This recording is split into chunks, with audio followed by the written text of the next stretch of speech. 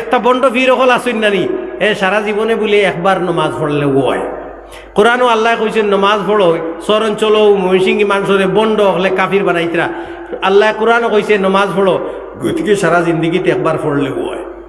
আর খালি হুম হুম হুম হুম হুম হুম একটা মারলেও ওই যায়, বুঝছো নি? মনের পর্দা বড়ে বড় পর্দা, বাইরের পর্দা উঠাও রে। মনের আলু বড় আলু, বাইরের আলু নিবাও রে। হইল বন্ড ফিরে বাতিও নিবাই লিলা আর পর্দাও উঠাই দিলা, আর বেটাইন বেটিন এখান হইয়া ইয়াহু মুরুষ শুরু করে দিলা।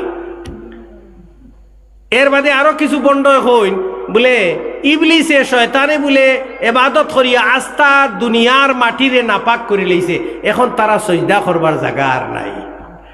আল্লাহর লক্ষাধিক পয়গাম্বর হলে দুনিয়াত এবাদত করিয়া গেলা, আর পয়গাম্বর হলে ইন্তেকালর বাদেও কবরও নমাজ পড়িতরা। ও যে নমাজ সর্বোচ্চ এবাদত, এর লাগি আল্লাহর নবী হলে আল্লাহর কাছ থেকে পারমিশন লইছেন রব্বুল আলামিন। নমাজ অত মজার আর অত শ্রেষ্ঠ এবাদত যে নমাজ ছাড়া আর কোনো এবাদতর জরিয়তে আল্লাহর ঘনিষ্ঠ হওয়া যায় না, নমাজের দ্বারা যতক্ষণ আল্লাহর ঘনিষ্ঠ হওয়া যায়। সুতরাং আমরার ইন্তেকালর বাদেও আমরার খবরের জীবনও আপনি নমাজ পড়ার সুযোগ সুবিধাটা করে দিও।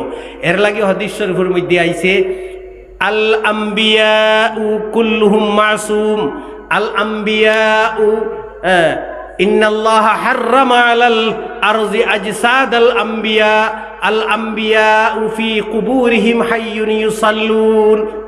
নবী হলর ডেড বডিরে মাটিয়ে খাইতো নাই, মাটির উপরে আল্লাহ ডেড বডিরে স্পর্শ করা হারাম করে দিছে। যে নবী যেন ইন্তেকাল হইছে তার ডেড বডি ওলাও আছে, মাটিয়ে খাইবার কোনো পারমিশন নাই। এক গেছার রুম পর্যন্ত তান কিছু করতে পারত নাই। আর আরো হাদিসও আইছে যে সারা নবী হল জিন্দা, সারা নবী হল মাসুম নিষ্পাপ, আর সব তার কবরের মধ্যে জিন্দা ইউসাল্লুন, সবে কিতা খড্ডা নমাজ পড়িতরা।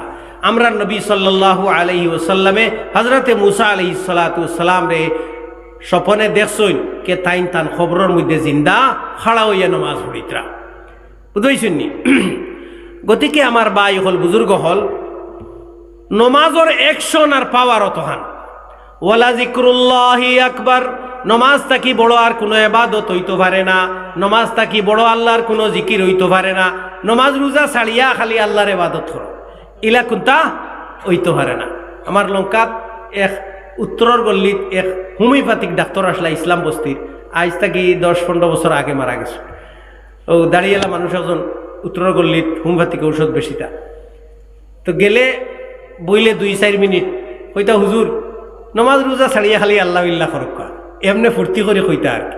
তো কিছু মানুষের ধারণা হইল নমাজ রোজা ছাড়িয়া আল্লাহ বিল্লাহ করলেও তো হয়, নমাজ না পড়লেও তো আল্লাহ বিল্লাহ করলে দিন রক্ষা করা যায়, ইলা কথা নাই।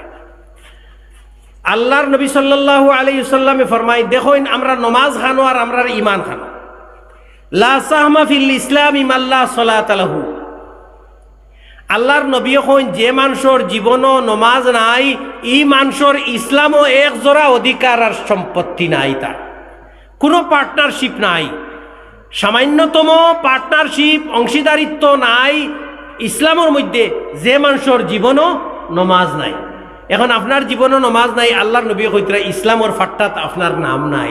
আপনি কইতরা আমি সবচেয়ে বড় মুমিন, আমিও মুমিন, মুমিন ইবনে মুমিন, আমার নাম মুমিন, বাবার নাম মুসলিম, মুসলিম আলী, আমার নাম আব্দুল মুমিন, দাদার নাম ইসলাম উদ্দিন, হ্যাঁ ফরিদাদার নাম আসলম উদ্দিন। তো আমরা তো সারা মুসলমান, হ্যাঁ এনআরসিত মুসলমান, পিআরসিত মুসলমান, ও মাটির ভাট্টাত মুসলমান, ভোটার তালিকাত মুসলমান, খাবিনো মুসলমান, সবটাত আমি মুসলমান। আল্লাহর ফাট্টাত কিন্তু আপনি মুসলমান নাই। লা সাহমা ফিল ইসলামি মাল্লা সালাত লাহু, যে মানুষের জীবনও নমাজ নাই ইসলামের মধ্যে তার কোনো অংশীদারিত্ব নাই। আর হাদিস নবী করিম সাল্লাল্লাহু আলাইহি ওয়াসাল্লামে ফরমায় মান ফাতাতহু সালাতুন ফাকান্নামা উতিরা আহলুহু ওয়া মালুহু। যে মানুষের এক ওয়াক্তর নমাজ ছুটি গেল হে ওলা ক্ষতিগ্রস্ত হইল, দিনদারি হিসাবে ওলা ক্ষতিগ্রস্ত হইল। জেলা দুনিয়াদারি হিসাবে কোনো মানুষের যদি বাড়ি গড় কোম্পানি বাড়াল তার আপনার কাজ কারবার সারা যদি আগুন লাগিয়া তার ফ্যাক্টরি তার মেইল সব যদি জ্বলি যায়, হ্যাঁ তাহলে ই মানুষ জেলা সর্বহারা হয়ে যাব, ই মানুষ জেলা ক্ষতিগ্রস্ত হইব, একদম পতর বিকারী হয়ে যাব। ঠিক যে মানুষের এক ওয়াক্তর নমাজ ছুটি গেল, ই মানুষে তার দিনদারি ইমানদারি হিসাবে তার আমলর দফতর ওলা ধ্বংস হইল। যেমন ও মানুষ যে তার দুনিয়াদারি হিসাবে তার সর্বস্ব হারা হয়ে গেল, সর্বহারা হইয়া হে পতর বিকারী হয়ে গেল। আমার ভাই হল বুজুর্গ হল। আর যে মানুষে হাদিস শরীফের মধ্যে আর যে মানুষে এক ওয়াক্তর নমাজ ছাড়ি দিব, ফাকাদ আতা বাবাম মিন আবওয়াবিল কাবাইর, ই মানুষে কবিরা গুনার দরওয়াজা হল তাকি এক দরওয়াজা বাই প্রবেশ করি লইল। এখন নমাজর কথা আর লম্বা না করিয়া জমাতে নমাজর ফজিলত মৌলানা মাহমুদ আলী সাহেব বয়ান করছেন, আমি শুনছি। আপনারা বেটাইনতে আমরা আইয়া যতবিল সামর্থ্য আছে জমাতে নমাজ খান পড়িতাম। আপনি জমাতে তকবিরে উলা শহীদ ফড়ইন তো ফুলফিল সোয়াব পাইলা। আপনি তোড়া করে পড়ি গেছেন, তকবিরে উলা পাইলা না, আপনি রাকাত ফুরা পাইলা তো ফুরা সোয়াব। আপনি এক রাকাত কম পাইছেন তাও আল্লাহ ফুরা জমাতর সোয়াব, 2 রাকাত কম পাইছেন তাও ফুরা জমাতর সোয়াব। এখানে কায়দা আখিরাত সালামর আগে আইয়া সালাম ফিরাইবার আগে আইয়া শরীক হইছেন তো ফুরা সোয়াব। আপনি জমাতর নিয়তে বাড়ি থাকি বারইছেন, আইয়া অন উজু করাত লাগছেন বা বাড়ি থাকি উজু করিয়া আইতে আইতে রাস্তাত আপনার তোড়া দেরি হয়ে গেছে, ফত ফিসলা আসিল বা ফত অন্ধকার আসিল বা গাড়ির যানজট আসিল বা কোনো একটা কারণে আপনি আইতে সামান্য একটু ব্যতিক্রম হয়ে গেছে, আইয়া পাইছেন ইমাম সাহেব সালাম ফিরাই লইছেন, আপনার মনে বড় আঘাত লাগলো, ইস আইলাম বাড়ি থাকি জমাতে নমাজ পড়বার লাগি, টাইম টেবিলও দেখিয়ে আইলাম, হায় রে হায় আমার তো বেড়া লাগিয়া ফত নমাজটা গেল গিয়া। ও যে আপনার মনে যে আফসুস লাগছে, আল্লাহ তবারক তাআলা আপনি হামাইয়া মসজিদও একলা নমাজ পড়ুকা, কিন্তু যত মানুষের শরীক হইয়া জমাতে নমাজ পড়িয়া যতক্ষণ সোয়াব পাইছেন, আপনি একলা প্রত্যেকের সমান সোয়াব পাইবা। আর খেউরর নেকির তাকি এক জরাও সমানি হইত নাই।